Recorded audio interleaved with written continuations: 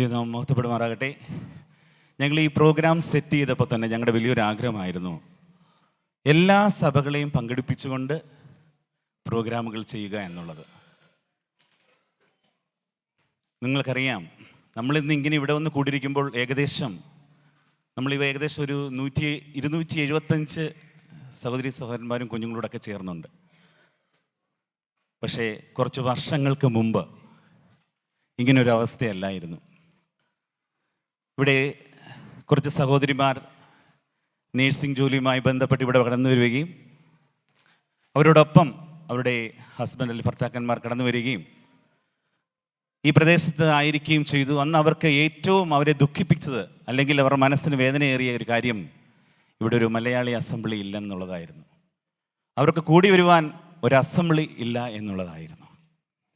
അന്നത്തെ ആ ചെറുപ്പക്കാർ എല്ലാവരോടും ചേർന്ന് വിവിധ സ്ഥലങ്ങളിൽ ബൈബിൾ ക്ലാസ്സുകളൊക്കെ വയ്ക്കുവാനായിട്ടിടയായി. അതിനു വേണ്ടിയിട്ട് അവർ ഒരുപാട് പ്രയത്നിച്ചു. പല സ്ഥലങ്ങളിൽ നിന്നും സഹോദരി സഹോദരന്മാരെയൊക്കെ ഒന്നിച്ച് ചേർത്ത് പല സ്ഥലങ്ങളിലായി ബൈബിൾ ക്ലാസ്സുകൾ വയ്ക്കുകയും അങ്ങനെ ഒരു കൂട്ടായ്മ ഉണ്ടാക്കുകയും ഒക്കെ ചെയ്തു. അതിനുശേഷം എന്നെ തിരുത്തണം, ഞാൻ പറയുന്നത് ശരിയല്ലെങ്കിൽ 2010 സെപ്റ്റംബറിലാണ് ആദ്യമായി ജൂലൈ മാസമാണ് കർത്തൃമേശ വെച്ച് കർത്താവിനെ ആരാധിക്കുന്നത്. അന്ന് അവരാദ്യമായി ആ സഭയ്ക്ക് പേരിട്ടു എബനേസർ മാഞ്ചസ്റ്റർ അസംബ്ലി എന്ന്. ഇന്നെനിക്ക് വളരെ സന്തോഷം തോന്നുന്ന കാര്യം, അവിടെ ഏകദേശം ഒരു 200-ൽ പരം വിശ്വാസികൾ ദൈവത്തെ ആരാധിക്കുന്നു. വളരെ സന്തോഷകരമായ ഒരു കാര്യമാണ്. ഇന്ന് ഞങ്ങളോടൊപ്പം ഏകദേശം 11 സഭകളിൽ നിന്നും സഹോദരി സഹോദരന്മാർ UK പല ഭാഗത്തു നിന്നായിട്ട് വന്നിട്ടുണ്ട്. അതോർത്തും ഞങ്ങൾ ദൈവത്തെ സ്തുതിക്കുന്നു. അന്ന് ആ ചെറുപ്പക്കാരെടുത്ത ആ ഇനിഷ്യേറ്റീവ്, അവരിൽ ചിലരൊക്കെ ഇവിടെ ഉണ്ട്. എനിക്ക് അവരുടെ പേരുകൾ പറയണമെന്നുണ്ട്, കാരണം എന്നോട് സ്ട്രിക്ട്ലി പറഞ്ഞിട്ടുണ്ട് അവരുടെ പേരുകൾ പറയണ്ട എന്ന്.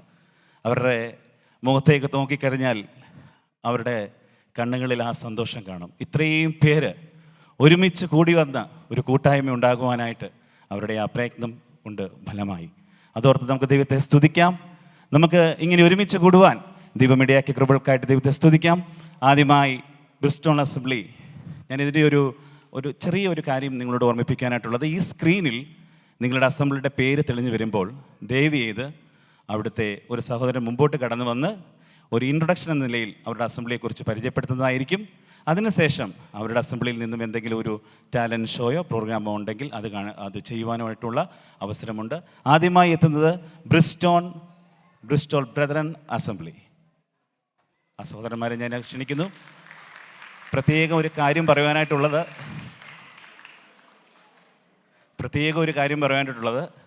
അവർ ഈ പ്രോഗ്രാമിന് വേണ്ടിയിട്ട് ഇന്നലെ വൈകിട്ട് ഇവിടെ വന്ന് ഹോട്ടൽ ബുക്ക് ചെയ്ത് നമ്മുടെ കൂടെ നിൽക്കുന്നവരാണ്. അവർക്കൊരു നല്ലൊരു കൈയടി കൊടുത്തേ മതിയാകുള്ളൂ. Thank you brother.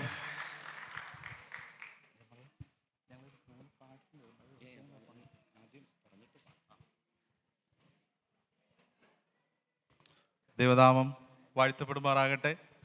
ബ്രിസ്റ്റളിൽ നിന്ന് ഞങ്ങൾക്ക് സഭയായിട്ട് ഈ പ്രോഗ്രാമിലേക്ക് കടന്നു വരുവാനായിട്ട് വലിയവനായ ദൈവം ഇങ്ങനൊരു അവസരം ഞങ്ങൾക്ക് നൽകിയതോർത്ത് ദൈവത്തെ സ്തുതിക്കുക. ബ്രിസ്റ്റോൾ സഭയെക്കുറിച്ച് 2 വാക്ക് ഒന്ന് പറഞ്ഞുകൊള്ളട്ടെ. കഴിഞ്ഞ 1 വർഷമായിട്ട് ഞങ്ങൾ ബ്രിസ്റ്റോളിൽ ഒരു ബ്രദറൻ കൂട്ടായ്മ കൂടിയൊരുവ് ആരംഭിച്ചു.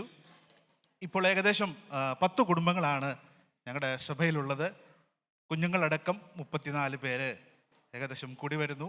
സഭയിൽ സൺഡേ സ്കൂള്, അതുപോലെ തന്നെ ബൈബിൾ ക്വിസ്, എല്ലാ മാസവും ഒരു കോട്ടേജ് മീറ്റിങ്, അതുപോലെ തന്നെ എല്ലാ ആഴ്ചയിലെയും വീക്കെൻഡിൽ ഞങ്ങൾ ഒരു പ്രാർത്ഥനാ യോഗം, ഇങ്ങനെ വളരെ ആത്മീയമായിട്ട് സന്തോഷമായിട്ട് ഞങ്ങൾ കൂടി വരുന്നു.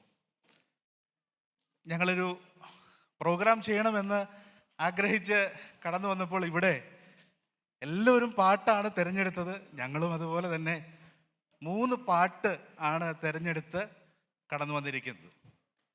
ആ പാട്ടിൻ്റെ ഒരു പ്രത്യേകത ഞാൻ പറയാനായിട്ട് ആഗ്രഹിക്കുന്നത്, 3 പാട്ടും ഞങ്ങൾ സെലക്ട് ചെയ്തത് ഇന്ന് ജീവിച്ചിരിക്കുന്ന 3 എഴുത്തുകാരുടെ പാട്ടുകളാണ് ഞങ്ങൾ സെലക്ട് ചെയ്തത്. ആ മുഴുവൻ പാട്ടും പാടാനായിട്ട് ഇപ്പോൾ സമയമില്ല എന്ന് നമുക്കെല്ലാവർക്കും അറിയാം. അതുകൊണ്ട് ആ പാട്ട് എഴുതാനുള്ള സാഹചര്യം എന്തായിരുന്നു എന്നുള്ളത് ഈ 3 പാട്ടുകാരെയും ഞാൻ കോണ്ടാക്ട് ചെയ്തു. അവരുടെ കൈവശം അവർ എനിക്ക് അയച്ചു തന്ന ആ പാട്ടിൻ്റെ സാഹചര്യം മാത്രം പറഞ്ഞ് അതിൻ്റെ ഒരു ചരണവും ഒരു പല്ലവിയും ഞങ്ങൾ പെട്ടെന്ന് തന്നെ പാടണം എന്ന് വിചാരിക്കുകയാണ്. ഒന്നാമത്തെ ഗാനം പെരുമ്പാവൂരിനടുത്ത ക്രാരിയേലി എന്ന് പറയുന്ന കൊച്ചു ഗ്രാമത്തിൽ MJP എന്ന് പറയുന്ന MJ പത്രോസ് എന്ന് പറയുന്ന ഒരു അപ്പച്ചനുണ്ട്. ഇപ്പോൾ അദ്ദേഹം കഴിഞ്ഞ ആഴ്ചയിൽ 94 വയസ്സ് ആയി. അദ്ദേഹത്തിൻ്റെ പിതാവ് യോഹന്നാൻ എന്ന് പറയുന്ന ഒരു ഉപദേശിയാണ്. ആ പാട്ട് എന്നെ അറിയുന്ന ദൈവം എന്ന് പറയുന്ന ആ ഗാനം എഴുതാനുള്ള കാരണം അദ്ദേഹം എന്നോട് ഇങ്ങനെ പറഞ്ഞു. അങ്കമാലിയിൽ തൻ്റെ മകള് ആശുപത്രിയിൽ കിടക്കുകയാണ്. അപ്പോൾ ആ മകളെ ഹോസ്പിറ്റലിൽ പോയി കാണണം. അതിനുള്ള വണ്ടിക്കൂലിക്കുള്ള കാശ് ഈ പ്രിയ പിതാവിൻ്റെ കൈവശം ഉണ്ടായിരുന്നില്ല. വളരെ വ്യസനത്തോടെ കഴിയുന്ന സമയത്ത് കുറുപ്പംപടിയിൽ അന്ന് ഒരു മീറ്റിംഗ് ഉണ്ട്. ആ മീറ്റിങ്ങിന് ഈ പ്രിയപ്പെട്ടവൻ കടന്നു ചെന്നു. അവിടെ ചെന്ന് ആ മീറ്റിംഗ് അറ്റൻഡ് ചെയ്യുമ്പോഴും അദ്ദേഹത്തിൻ്റെ മനസ്സിൽ എനിക്ക് നാളെ എൻ്റെ മകളെ കാണാനായിട്ട് പോകാനുള്ള വണ്ടിക്കൂലിക്കുള്ള കാശില്ലല്ലോ എന്നുള്ള ഒരു വലിയ വിഷമത്തിലായിരുന്നു ആ പ്രിയപ്പെട്ടവൻ. എന്നാൽ ആ മീറ്റിംഗ് കഴിഞ്ഞപ്പോൾ മണപ്പാട്ട യാക്കോബ് എന്ന് പറയുന്ന സഹോദരൻ ഈ പ്രിയപ്പെട്ടവന് അടുത്ത് വന്നിട്ട് പോക്കറ്റിൽ ഒരു ചെറിയ തുക ഇട്ടുകൊടുത്തു. അല്പസമയം കഴിഞ്ഞ് ഈ പ്രിയപ്പെട്ടവൻ പുറത്തിറങ്ങി തൻ്റെ പോക്കറ്റ് നോക്കിയപ്പോൾ 100 രൂപയുടെ ഒരു നോട്ട് ആ പോക്കറ്റിൽ കൈവശം ഏൽപ്പിച്ചു. പിറ്റേ ദിവസം വളരെ സന്തോഷത്തോടെ പ്രിയപ്പെട്ടവൻ തൻ്റെ മകളെ കാണാനായിട്ട് കടന്നുപോയി. ആ പോകുന്ന മാത്രയിൽ ബസ്സിൽ ഇരുന്നു കൊണ്ട് തൻ്റെ മനസ്സിലേക്ക് കടന്നു വന്ന വരികൾ ആണ് അദ്ദേഹം എഴുതിയത്. ആദ്യം, കെരീത്ത് തോട് വറ്റിയാലും കാക്കയുടെ വരവ് നിന്നാലും വറ്റാത്ത ഉറവുകൾ തുറക്കും എന്നെ അറിയുന്ന ദൈവം. എത്ര മനോഹരമായ വരികളാണ്. കെരീത്തിൻ്റെ തോടിലെ ആ വെള്ളം വറ്റിയാലും കാക്കയുടെ വരവ് നിന്നാലും വറ്റാത്ത ഉറവ് കൊണ്ട് എന്നെ അറിയുന്ന ദൈവം എന്നെ നടത്തും എന്നുള്ള ആ മനോഹരമായ ഗാനം താൻ എഴുതുവാനായിട്ട് ഇടയായി തീർന്നു. ആ പ്രിയപ്പെട്ട അപ്പച്ചന് ഇപ്പോൾ 94 വയസ്സായി. ആ പ്രിയപ്പെട്ടവനോർത്ത് നമുക്ക് ദൈവത്തെ സ്തുതിക്കാം. ഇപ്പോൾ ആ പാട്ടിൻ്റെ ഒരു പല്ലവിയും ഒരു ചരണവും നമുക്ക് കേൾക്കാം.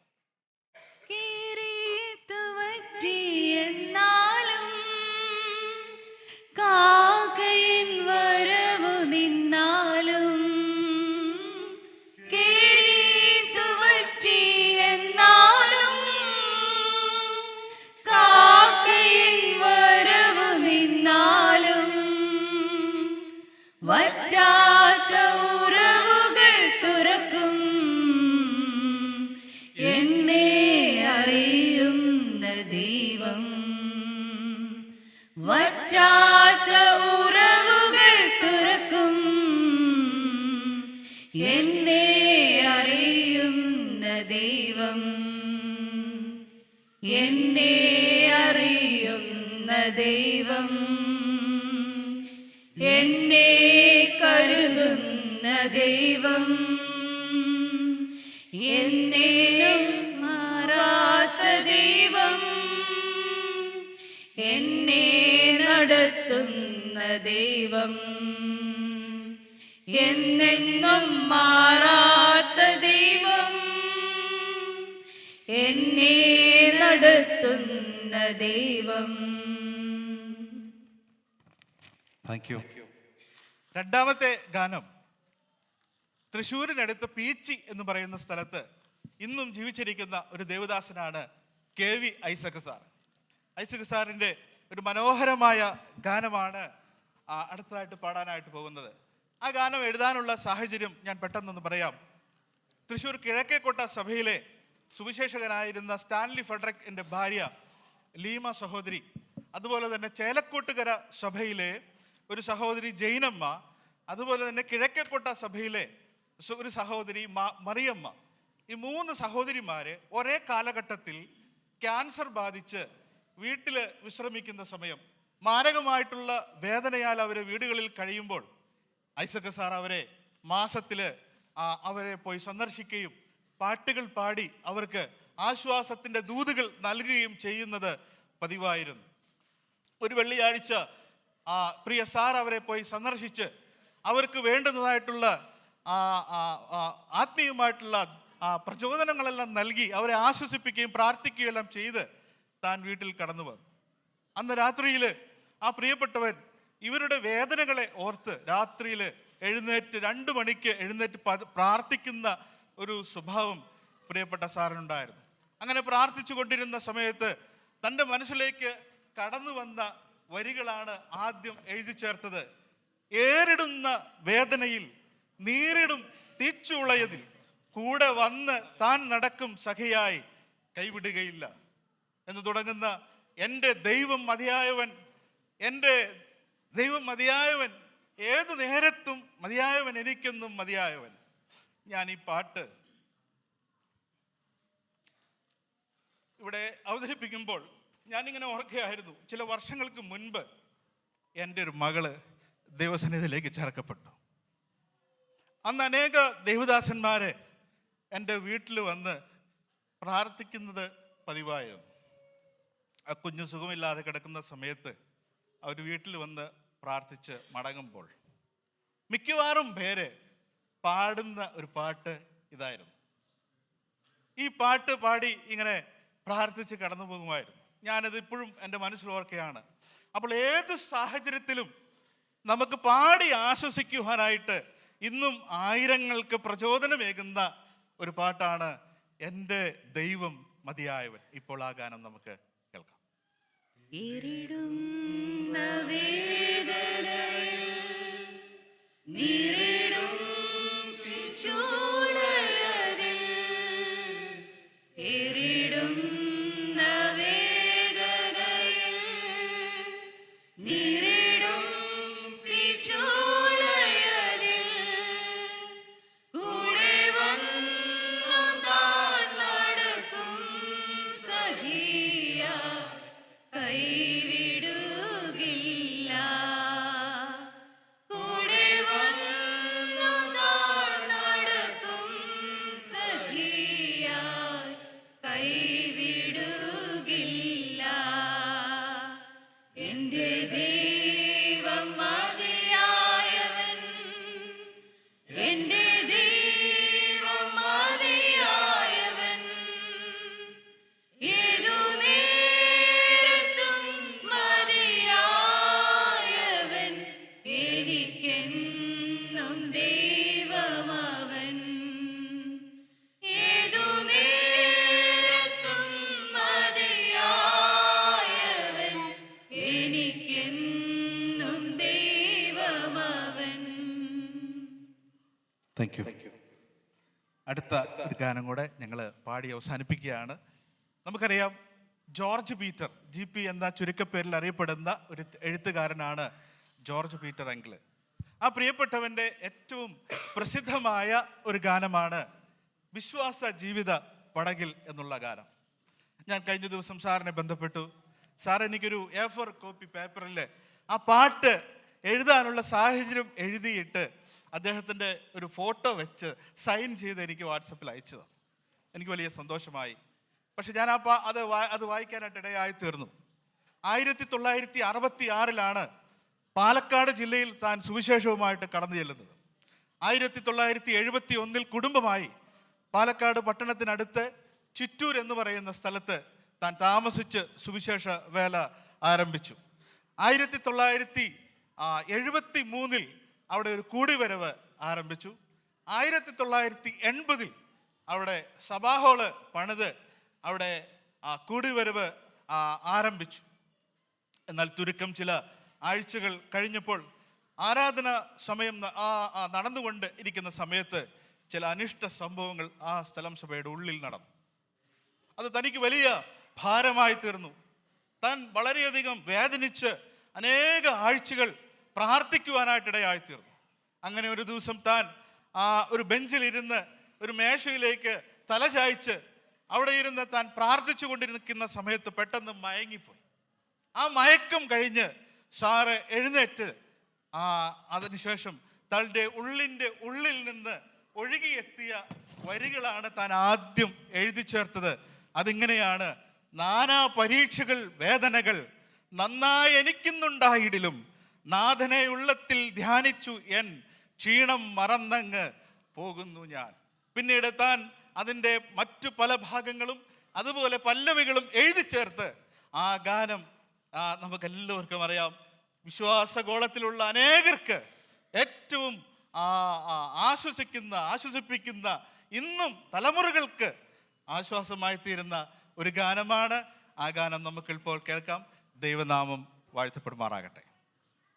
നാനാ പരീക്ഷകൾ വേദനകൾ നന്നായിരിക്കുന്നുണ്ടായിടിലും നാനാ പരീക്ഷകൾ വേദനകൾ നന്നായിരിക്കുന്നുണ്ടായിടിലും നാഥനെ ഉള്ളത്തിൽ ധ്യാനിച്ചു എൻ ക്ഷീണം മറന്നങ്ങു പോകുന്നു ഞാൻ.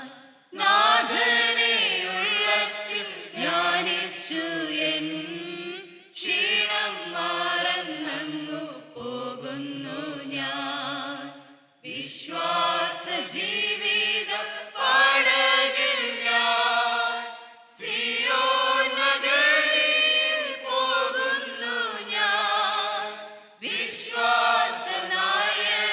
വിശ്വാസനായകനേശുവെ നോക്കി വിശ്രമദേശത്തു പോകുന്നു ഞാൻ. വിശ്വാസനായകനേശുവെ നോക്കി വിശ്രമദേശത്തു പോകുന്നു ഞാൻ. പ്രിയമുള്ളവരെ, ഈ പ്രോഗ്രാം അവതരിപ്പിക്കുവാനായിട്ട് ഞങ്ങൾക്ക് ഇങ്ങനെ ഒരു അവസരം തന്ന ഈ സഭയോടുള്ള ഏറ്റവും അഗൗരവമായ നന്ദി അറിയിച്ചുകൊണ്ട് ഞങ്ങൾ തൽക്കാലം വിടവാങ്ങുന്നു. ദൈവനാമം വാഴ്ത്തപ്പെടുമാറാകട്ടെ.